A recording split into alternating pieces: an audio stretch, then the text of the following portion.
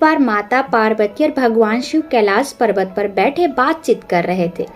माता पार्वती ने कहा, भगवान शिव, मैं आपसे कुछ जानना चाहती हूँ। यहाँ पर देखिए नीचे हमारी जो संतान है कितने अच्छे जीवन जी रहे हैं। यहाँ देखिए सभी स्त्रियाँ अपने पति की देखभाल करने में लगी हुई हैं, सभी पतिव्रता निभा रही हैं, घर बार संभाल रही हैं, लेकिन मेरे मन में एक सवाल उठ रहा है। शिव जी कहते हैं कि ऐसा क्या सवाल है, मुझे बताइए।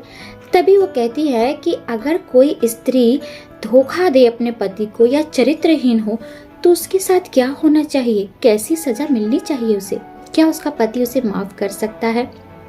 ये सुनकर शिव जी कहते हैं, आपने बहुत ही समझदारी वाली जो है ना प्रश्न किया है। मैं इसका उत्तर एक कहानी के माध्यम से आपको बताना चाहूँगा।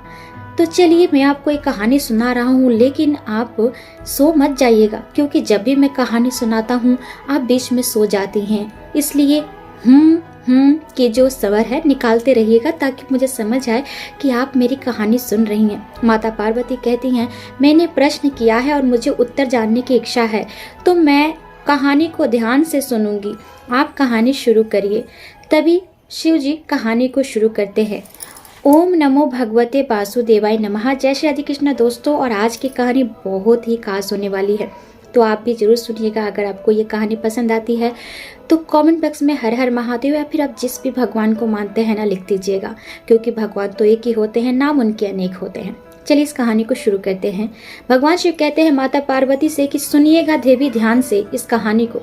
किसी नगर में एक राजा रहते थे जिनके 4 पुत्र थे। राजा ने अपने पुत्रों को बहुत ही प्यार से पाला पोसा बड़ा किया, लेकिन अभी उन्हें ऐसा लगता था कि वो ज्यादा दिन जी नहीं पाएंगे। राजा के जो 4 पुत्रों को आपसी प्रेम बहुत था, चारों आपस में बहुत प्रेम से रहते थे। एक दिन राजा ने 4 पुत्रों को अपने पास बुलाया और कहा कि देखो पुत्र, मुझे ऐसा लग रहा है कि मैं ज्यादा दिन जीवित नहीं रह पाऊंगा, इसलिए मैं तुमसे ये कहना चाह रहा था कि तुम रोज शिकार खेलने जाते हो, लेकिन अब ध्यान रखना, क्योंकि मैं जीवित नहीं रहूंगा तो तुम्हें ज्यादा समझा नहीं पाऊंगा। तुम हर दिशा में जाना, लेकिन 4 दिशाओं में से एक दिशा में मत जाना। बेटों ने पूछा, कौन सी दिशा पिताजी? तो पिताजी ने बताया कि दक्षिण दिशा में तुम शिकार खेलने मत जाना, बाकी तीनों दिशाओं में चले जाना। ये सुनकर 4 बेटों ने कहा, ठीक है पिताजी। अब ये बात हो गई यहाँ तक। 4 पुत्र अपने अपने काम में लगे। कुछ दिन तक राजा रहे, उसके बाद वो मृत्यु को प्राप्त हो गए। बड़ा बेटा जो था 20 वर्ष का था, इसलिए उसे राज सिंहासन पर बिठा दिया गया, और ऐसे भी वो राज सिंहासन संभालने के लायक था, क्योंकि समझदार था और सबको अच्छे से संभाल सकता था। बाकी 3 बेटे थे, लेकिन थोड़े नासमझ थे, लेकिन बड़ा बेटा उन्हें समझा कर रख लेता था। एक दिन छोटे बेटे ने कहा, सबसे छोटे बेटे ने, सबसे छोटा जो भाई था, कि भैया हम लोग चलते हैं शिकार पर। रोज तो जाते थे, पिताजी की मृत्यु के बाद बहुत दिन हो गए, चलिए आज चलते हैं। सभी ने मन बनाया और शिकार के लिए एक एक घोड़ा लेकर चल पड़े। उत्तर दिशा में गए, कुछ नहीं मिला। पूरब में गए, कुछ नहीं मिला। पश्चिम में गए, कुछ नहीं मिला। चारों थक हार के एक पेड़ के नीचे बैठे। तभी जो माझिल यानी कि तीसरे नंबर पे जो बेटा था राजा का, उसने कहा कि हम तो एक दिशा भूल ही गए, दक्षिण दिशा। तभी बड़े बेटे को याद आता है, बड़े भाई को, कि पिताजी ने उधर जाने से मना किया था। बोलते हैं, नहीं नहीं भाई, हम उधर नहीं जाएंगे, याद है ना पिताजी ने कहा था नहीं जाने के लिए। तब तीनों भाई जिद करने लगते हैं, नहीं भैया चलिए चलिए। अब भाई उन तीनों भाइयों की जिद के आगे बेबस हो जाता है, और वो चारों अपना अपना घोड़ा लेकर दक्षिण दिशा की तरफ निकल पड़ते हैं। बहुत दूर जाने के बाद उन्हें कुछ भी नहीं दिखाई देता। अंत में एक पेड़ के नीचे बैठते हैं। तभी उन्हें एक पहाड़ी टीले पर एक महल दिखता है, थोड़ी दूरी पर। चारों आपस में विचार विमर्श करते हैं कि इतना इधर सुनसान जगह पर किसका ही राजमहल हो सकता है। तो बड़े भाई सबसे छोटे भाई को बोलते हैं, चौथे नंबर वाले भाई को, कि जाइए और पता कर आइए कि किसका राजमहल है यहाँ पर और कौन यहाँ निवास करता है। छोटा भाई अपना घोड़ा लेता है और वहां निकल पड़ता है। वहां जाता है तो उस राजमहल की कोई भी द्वार नहीं दिख रहे हैं, कुछ भी द्वार नहीं है, ऐसी राजमहल है। तभी वो मुड़कर देखता है, एक पेड़ के नीचे एक बुढ़िया चरखा काटने में मस्त है, अपने ही काम में हो जाता है। बुढ़िया माई, मुझे इस राजमहल का रास्ता बताइए, ये कहाँ का रास्ता है, कैसा है। तो बुढ़िया माई कहती है तुम्हें इसके अंदर जाना है बेटा? बोलता है हाँ मैं जानना चाहता हूँ कौन है इसके अंदर, कैसे, किसका राजमहल है। बोलती है ठीक है, ये लो ढोल और नगाड़े, इस पर नगाड़े को ढोल पर जोर से पीटोगे ना तो तुम्हें ये रास्ता खुल जाएगा और तुम अंदर जा सकते हो। तो छोटे बेटे ने यानी छोटे भाई ने, छोटा सबसे छोटा राजकुमार, उसने ऐसे ही किया। जैसे ही उसने नगाड़े को जोर से पीटा ढोल पर, वैसे ही मेन गेट यानी मेन दरवाजा खुल जाता है और वो अंदर चला जाता है। अंदर जाता है तो उसने देखा कि बहुत सारे राजकुमारों के, बहुत सारे इंसान की जो गर्दन टंगी हुई है, लेकिन वो आगे की तरफ बढ़ता जाता है। वहाँ देखता है एक सुंदर सी राजकुमारी बैठी हुई है अपने पलंग पर। जब उसने उसको देखा तो मोहित हो गया और राजकुमारी भी इसे देखकर मुस्कुरा रही है। उसने इशारे से अपने पास बुलाया, बिठाया और पूछा कौन हो तुम? उसने कहा कि मैं एक राजकुमार हूँ। तो इसने पूछा कि ये किसका राजमहल है? राजकुमार ने पूछा कि राजकुमारी से किसका महल है और आप कौन हैं? तो राजकुमारी ने कहा ये मेरा महल है और मैं यहाँ की राजकुमारी हूँ। मैं यहाँ बरसों से हूँ, इंतजार कर रही हूँ अपने राजकुमार का, लेकिन अभी तक मुझे कोई राजकुमार नहीं मिला। ये सुनकर राजकुमार जो जरा भी वेट नहीं करता इंतजार और बोलता है मैं तो कुंवारा राजकुमार हूँ, आप मुझे आजमा सकती हैं। वो सुंदरता पर इतना मोहित हो चुका होता है। ये सुनकर जो राजकुमारी बोलती है कि मेरी एक शर्त है, अगर तुम इस शर्त में जीत गए तो मैं तुमसे विवाह कर लूंगी, नहीं तो मैं तुम्हारी गर्दन काट दूंगी तलवार से, जैसे इन सभी राजकुमारों के मैंने गर्दन काटे हैं। राजकुमार कहता है हम राजकुमार हैं, हम हिम्मत नहीं हारेंगे, आप अपनी शर्त बोलो, अपनी पहेली बोलो, हम उस पहेली को पूरा करेंगे। उसने बोला कि ठीक है, पहेली सुन लो। एक राजा गुल है, गुल ने रानी के साथ क्या किया और रानी ने गुल के साथ क्या किया? छोटे राजकुमार ने बहुत ही दिमाग लगाया लेकिन इस पहेली को नहीं सुलझा पाया। नतमस्तक हो गया रानी के चरणों में और रानी ने तलवार ली और छोटे राजकुमार को सर से जो धर अलग कर दिया, सर को धर से अलग कर दिया और उसे भी पहले जैसे सभी को टांग कर रखा था उसे टांग दिया। बहुत देर इंतजार करने के बाद बड़े भाई को चिंता हुआ कि छोटा भाई अभी तक नहीं आया। उसने तीसरे नंबर वाले भाई को भेजा कि जाओ तुम पता लगा कर आओ। वहां जाता है तो उसे भी कोई दरवाजा नहीं दिखता, क्योंकि जैसे ही राजकुमार को गर्दन काटती है रानी, वैसे ही गेट बंद हो जाता है। फिर वो बुढ़िया को सामने देखता है और पूछता है कि यहाँ पे जो घोड़ा है मेरे भाई का था और मेरा भाई कहाँ गया? तो बुढ़िया ने कहा ये लो नगाड़ा, ढोल पे पीटो, तुम्हें खुद ही पता चल जाएगा। जैसे ही उसने नगाड़ा ढोल पे पीटा, गेट खुल गया और वो भी अंदर चला गया।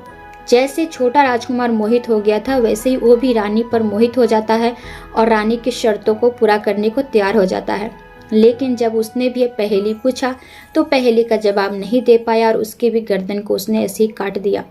जैसे ही गर्दन काटा, गेट बंद हो गया। इसी तरह से राजकुमार को फिर चिंता हुआ, बड़े राजकुमार को, कि मेरा दूसरा भाई भी नहीं आया। तो उसने अपने दूसरे नंबर वाले भाई को भेजा, उसके साथ भी ऐसा ही होता है। बहुत देर इंतजार करने के बाद भाई को लगा कि मेरे तीनों भाई को लगता है जान खतरे में है, मुझे जाना चाहिए।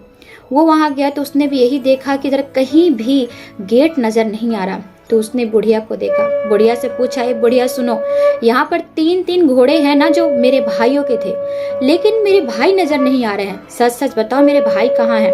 तो बुढ़िया ने कहा ये लो नगाड़ा, जोर से पीटो ढोल पर, तुम्हें समझ आ जाएगा कि तुम्हारे भाई कहाँ हैं। राजकुमार को ऐसा लगा कि जरूर कुछ साजिश चल रही है। उसने उस ढोल पे नगाड़ा को नहीं पीटा, बल्कि उस नगाड़े को बुढ़िया की गर्दन पे जोर से मारा और बोला सच सच बताओ कि मेरे भाई कहाँ हैं, नहीं तो मैं तुम्हें जान से मार दूंगा। तब बुढ़िया डरती हुई कहती है कि देखो तुम मुझे जान से मत मारो, मैं तुम्हें सारी सच्चाई बताती हूँ। सच्चाई ये है कि इस राजमहल में जैसे ही गर्दन काटी जाती है गेट बंद हो जाता है, रहस्य में इसका दरवाजा है, ढोल को पीटने के बाद ही इस जो गेट है खुलेगा। लेकिन तुम्हारे तीनों भाई को उसने अभी तक मार दिया होगा। इसमें एक जादूगरनी रानी रहती है जो हर राजकुमार को बहला फुसला कर एक पहेली पूछती है और उस पहेली को जवाब नहीं देने पर उसका गर्दन काट देती है। तो राजकुमार ने कहा कि एक बार फिर से जोर से मारा और बोला कि पहेली क्या है बताओ, नहीं तो मैं तुम्हें जान से सचमुच मार दूंगा। तो उसने जवाब दिया कि पहेली यह है कि गुल ने रानी के साथ क्या किया और रानी ने राजा गुल के साथ क्या किया। तो फिर से उसने बोला कि सच सच बताओ कि इसका पहले का जवाब क्या होगा। तो बुढ़िया उसके चरणों में गिर पड़ती है और माफ़ी मांगते हुए कहती है, देखो राजकुमार, मुझे जितना पता था मैंने बता दिया, अब इससे ज़्यादा मुझे नहीं पता है। फिर वो बहुत ज़्यादा उसे परेशान करने लगता है कि नहीं बताओगी तो मैं तुम्हें मार डालूंगा। तब बोलती है, अगर तुम्हें इसका मतलब जानना है तो तुम यहाँ से कुछ दूरी पर, इसी दक्षिण दिशा में कुछ दूरी पर तुम्हें एक राजा गुल है जो तुम्हें सब कुछ बता सकते हैं। बोलता है ठीक है। वहाँ से निकल पड़ता है, बहुत दूर चलते हुए अपने घोड़े को ले लेता है और बाकी तीनों भाइयों के जो घोड़े उन्हें चरने के लिए छोड़ देता है और अपने घोड़े को लेकर निकल पड़ता है उस राजा गुल की तलाश में। जाते जाते बहुत थक जाता है और एक पेड़ के नीचे विश्राम करने लगता है। जैसे ही वो विश्राम करता है तो उसे कुछ आवाज़ आती हुई सुनाई देती है। उसकी आंखें खुलती हैं, बहुत गहरी नींद में होता है, फिर भी उसे आवाज़ आती है। तो जब से आँख खोलता देखता है कि हंस के 2 बच्चे हैं जो डरे डरे पेड़ पर चढ़ रहे हैं और उनका पीछा एक सर्प कर रहा है। राजकुमार को समझ आ जाता है कि ये उन्हें नुकसान पहुंचाने वाला है, इसलिए गुस्से से अपनी तलवार लेता है और सर्प को 2 टुकड़ों में काटकर फेंक देता है। इस तरह से हंस के दोनों बच्चे बच जाते हैं इनकी जान और वो अपने घोंसले में जाकर बैठ जाते हैं और वो नीचे फिर से अपनी चद्दर तान कर सो जाता है। थोड़ी देर बाद हंस और हंसनी बच्चों के लिए दाना लेकर आते हैं। ऊपर चढ़ते हैं और हंसनी अपने बच्चे को जब ये दाना खिलाते हैं तो वो दोनों बच्चे नहीं खाते हैं, बहुत सहमे होते हैं। तो हंस बोलता है, क्या बात है, मुझे बताओ, कुछ बात है क्या? तब एक बच्चा उनका बोलता है कि हमें मत दाना खिलाइए, पहले इस मुसाफिर को खिलाए जिसने हमारी जान बचाई है। इस सर्प से देखिए, सर्प के 2 टुकड़े हो चुके हैं, ये हमें खाने आ रहा था, लेकिन यहाँ पर इस मुसाफिर ने हमारी जान बचाई, इनके 2 टुकड़े कर कर। तभी हंस और हंसनी नीचे आते हैं, मुसाफिर को उठाते हैं। मुसाफिर, कौन हो आप? आपने हमारे बच्चों की जान बचाई है, आपका बहुत बहुत धन्यवाद। आप कौन हो, हमें बताओ। तब राजकुमार बताता है अपनी सारी कथा कि मैं राजा गुल की तलाश में निकला हूँ, मेरे 3 भाइयों को किसी ने मार डाला, मैं राजा गुल की पहेली को सुलझाना चाहता हूँ। तब हंस कहता है, ठीक है, वो सब ठीक है, पहले आप ये खाना खा लो, विश्राम करो। और विश्राम करने के बाद जो हंस होता है बोलता है, मैं ज़्यादा कुछ तो नहीं कर सकता, लेकिन जब भी जरूरत पड़ी तो मैं अपनी जान की बाजी लगाकर तुम्हारी मदद करूँगा। अपने कुछ बाल जो है नोच कर उसको बाल को देता है राजकुमार को और बोलता है, देखो, इस बाल को जब भी तुम थोड़ी सी आग लगा दोगी चिंगारी, मैं समझ जाऊंगा तुम खतरे में हो और मैं वहां पहुंच जाऊंगा तुम्हारी मदद के लिए अपने जान की बाजी लगाकर। हंस की बात सुनकर बहुत खुश होता है, उसके बालों को रख लेता है और फिर आगे निकल पड़ता है। हंस उसे बता देता है कि कहाँ पर गुल का जो राजा है, गुल कहाँ का राजा है और उसका राजमहल कहाँ है। चलते चलते राजकुमार आखिर में राजा गुल के महल में पहुंच जाता है और सेवकों से बोलता है कि मुझे राजा गुल से मिलना है, मैं मुसाफिर हूँ यहाँ का। उसके बाद राजा गुल उसे अपने पास बुलाते हैं और बोलते हैं, कौन हो आप? तब वो बताता है कि मैं एक राजकुमार हूँ और मैं आपके पास एक काम से आया हूँ, आपको मेरी एक पहेली सुलझानी होगी। तो बोलता है, राजा बोलता है जो राजा गुल कि ठीक है, पूछो अपनी पहेली। तो उसने बताया कि राजा गुल ने रानी के साथ क्या किया और रानी ने राजा गुल के साथ क्या किया। ये सुनकर राजा गुल ने सोचा कि ये तो मेरी कहानी जानना चाहता है, इसलिए पहले उसने कहा, देखो, मैं तुम्हारी पहेली सुलझा दूंगा, लेकिन तुम्हारी पहेली सुलझाने के बाद मैं तुम्हारी गर्दन धड़ से अलग कर दूंगा। उसने कहा, ठीक है, जैसी आपकी इच्छा। तब राजा ने बताया, सुनो इस पहेली को। राजा गुल और उनकी पत्नी की कहानी है ये। राजा गुल अपनी पत्नी से बेहद ज़्यादा प्रेम करते थे और उनकी पत्नी भी। एक दिन राजा गुल रात को सो रहे थे तो उनकी आंख खुली तो उन्होंने देखा कि उनके पलंग पर उनकी पत्नी नजर नहीं आ रही है रानी। बहुत चिंतित हुए, लेकिन सच्चाई जानने के लिए वो दूसरे दिन का इंतजार किया उन्होंने, और फिर दूसरे दिन उन्होंने जल्दी से खराटा मारकर सोने की नाटक किया। उन्होंने देखा कि उनकी पत्नी उठकर वहां से जा रही है। राजा गुल उसके पीछे पीछे गए तो उन्होंने देखा कि रानी एक साधु की कुटिया में पहुंची और वहां जाकर साधु के पास बैठ गई। राजा सब छुप कर देख रहे हैं। तभी देखा कि साधु उसे गुस्से से फटकार लगा रहा है कि तूने इतनी लेट कैसे कर दी, आज से तेरा मेरा रिश्ता टूट जाएगा। तो रानी उसके चरणों में गिरकर माफी मांगती है कि मुझे माफ कर दीजिए, कल जैसे ही राजा सो जाएंगे मैं यहाँ चली आऊंगी, लेकिन मैं आपसे बहुत प्रेम करती हूँ, आपके बिना नहीं रह सकती, ऐसा मत करिए। तभी राजा गुल ने जब ऐसी देखी अपनी पत्नी की बेवफाई, बहुत क्रोधित होते हैं और साधु पर आक्रमण करते हैं। जैसे ही साधु पर आक्रमण करते हैं वैसे ही इनकी पत्नी ने इसके पैर पकड़ लिया और जोर से खींच दिया, जिसके वजह से साधु ने इस राजा पर आक्रमण कर दिया। लेकिन राजा की एक लौंग नाम की कुतिया होती है जो राजा के साथ हमेशा रहती है हर काम में, इसलिए वो जोर से दबोच लेती है साधु को और राजा वहां से बच निकलते हैं। लेकिन रानी को ये कह देते हैं कि आज के बाद तुम मेरी जिंदगी से चली गई हो, मेरे पास तुम्हारा कोई जगह नहीं है, तुम यहाँ से निकल जाओ, मैंने तुम्हें अपनी जिंदगी से निकाल दिया। राजा को अपनी रानी की बेवफाई समझ आ जाती है और वो समझ जाते हैं कि मैं किसी और जात पर विश्वास नहीं करूंगा। इतना कहानी सुनाकर राजा ने कहा कि ये थी राजा गुल और रानी की कहानी, और राजा गुल मैं हूँ और ये मेरी पत्नी की कहानी थी। लेकिन जैसे ही शर्त के मुताबिक मैंने तुम्हें पहले सुलझा दी है, अब मैं तुम्हारा धड़ से जो सर अलग करूंगा, उससे पहले तुम मेरी मेहमान हो, कुछ खा पी लो, आराम कर लो उसके बाद। तो राजकुमार ने राजा गुल से कहा कि मेरी एक आखिरी ख्वाहिश है कि मैं आपके छत पर जाकर खाना खाना चाहता हूँ, क्या मैं जा सकता हूँ? वहाँ पर एक चिंगारी जला दीजिए ताकि मैं रोशनी करके वहाँ खाना खा सकूँ, रात का अंधेरा है। तो ने कहा ठीक है। छत पर चिंगारी जलाकर वो बैठ गया खाना खाने और उसने हंस के बाल को उसमें डाल दिया। हंस के बाल जैसे जलने लगे, हंस को समझ आ गया कि राजकुमार खतरे में है और वो उड़कर जल्दी से आया और राजकुमार को अपनी पीठ पर बिठाकर उड़ गया। राजा गुल देखता रहा, कुछ नहीं कर पाया। वापस राजकुमार वहीं पर आ जाता है बुढ़िया जहाँ पर चरखा काट रही है। बुढ़िया से बोलता है कि बताओ क्या करना है इस महल के अंदर जाने के लिए। तो रानी जो बुढ़िया होती है बोलती है इस नगाड़े को लो, ढोल पर पीटो। जैसे ही पीटता है गेट खुल जाता है और वो अंदर जाता है तो वहाँ पर सुंदर सी एक राजकुमारी बैठी होती है इंतजार में। वो देखती है, मेहमान का आवभगत करती है और कहती है कि अगर तुम मेरी शर्त, मेरी पहेली सुलझा दोगे तो मैं तुमसे विवाह कर लूंगी। राजकुमार कहते हैं मुझे विवाह करने की कोई जरूरत नहीं है, मेरे पास ऐसे ही मेरे घर में मेरी स्त्रियां हैं, लेकिन मैं बस तुम्हारी पहेली को सुलझाने आया हूँ। बोलती है कि क्या बात है, बहुत जल्दी है। ठीक है, बोलते हैं कि तुम अपनी पहेली बताओ, लेकिन पहेली अगर मैं सुलझा दूंगा तो मैं तुम्हारा सर धड़ से अलग कर दूंगा, ये मेरी शर्त है। ये सुनकर राजकुमारी कहती है ये कैसे हो सकता है, ऐसे भी ये मेरी कहानी है और ये कैसे जानता होगा, हो ही नहीं सकता। चलो कोई बात नहीं, शर्त के मुताबिक तो यही मारा जाएगा। इसलिए रानी ने अपनी पहेली बोली कि राजा गुल ने रानी के साथ क्या किया और रानी ने गुल के साथ क्या किया। तो पहेली को सुलझाने के लिए राजकुमार ने कहा राजा गुल जो अपनी पत्नी से बहुत बेपनाह प्यार करते थे, लेकिन उसकी पत्नी रानी ने धोखा दिया।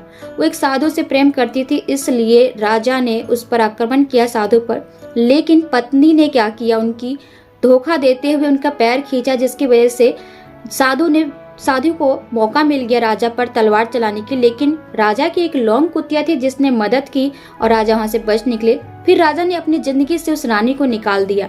रानी बेवफा थी, इसीलिए रानी ने धोखाधड़ी की, इसीलिए रानी के त्रिया चित्र खराब थे, इसीलिए। ये सुनकर वो हकबका जाती है तो ये कहानी मेरी है, इसको कैसे पता। तब राजकुमार ने क्या किया, उसकी गर्दन पर तलवार रख के पूछा मैंने पहेली सुलझा दी है, लेकिन अब तुम बताओ तुम कौन हो। तो उसने बोला कि माफी मांगते हुए कि ये कहानी मेरी है, मैं ही राजा गुल की पत्नी रानी हूँ उनकी, और मुझे आज एहसास हुआ कि मैंने बहुत ही गलत किया उनके साथ, मुझे माफ कर दो। लेकिन राजकुमार ने कहा माफी तो मिलेगी नहीं, तुम ऐसा करो मेरे 4 भाइयों को तुमने जो मारा है ना, उसके साथ जितने भी राजकुमार को यहाँ पर गर्दन टांगे ना, सबको जीवित करो।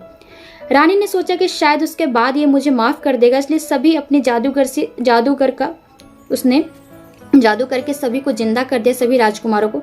लेकिन उसके बाद राजकुमार ने कहा, तुम जैसी जो चरित्रहीन स्त्रियां हैं उनको ऐसी सजा मिलनी चाहिए जो से सबको पता रहे कि औरतों के साथ क्या हो सकता है। तुमने अपने पति के साथ बहुत ही गद्दारी की है, उस पति के साथ जो देवता जिसे तुमको पूछता था, तुमने उसके साथ गद्दारी की है। ये कहते हुए उसने गर्दन को धड़ से अलग कर दिया और रानी के शरीर को तहस नहस करके उसे जला दिया। तो उसके बाद शिव जी कहते हैं कि देखा, ये होती है कहानी, और अब मैं तुम्हें बताता हूँ कि आखिर उस स्त्री के साथ क्या होता है जो अपने पति के धोखा देती है, चरित्रहीन होती है। तो वो रानी जिसने अपने पति के साथ धोखा दिया, वो अगले जन्म में कुतिया का रूप लेती है। माता पार्वती संतुष्ट होते हुए कहती हैं, आपने आज जो कहानी सुनाई है ना, सच में बहुत ही अच्छी कहानी थी और मुझे समझ आ गया कि औरतों को चरित्रहीन नहीं होना चाहिए। अपने पति के लिए जो होता है ना प्यार, वो अपने पति के लिए रखना चाहिए, पतिव्रता होना चाहिए। जो रानी ने अच्छा नहीं किया, एक तो उसको मौत, बहुत ही बेकार मौत मिली, और उसके बाद उसको अगले जन्म में कुतिया का रूप मिला। तो उम्मीद करती हूँ कि आज की कहानी आप सबको पसंद आई होगी। कहानी पसंद आती है तो लाइक दे के जाइएगा। चलिए आपसे मिलती हूँ अगले वीडियो में। धन्यवाद। राधे कृष्ण।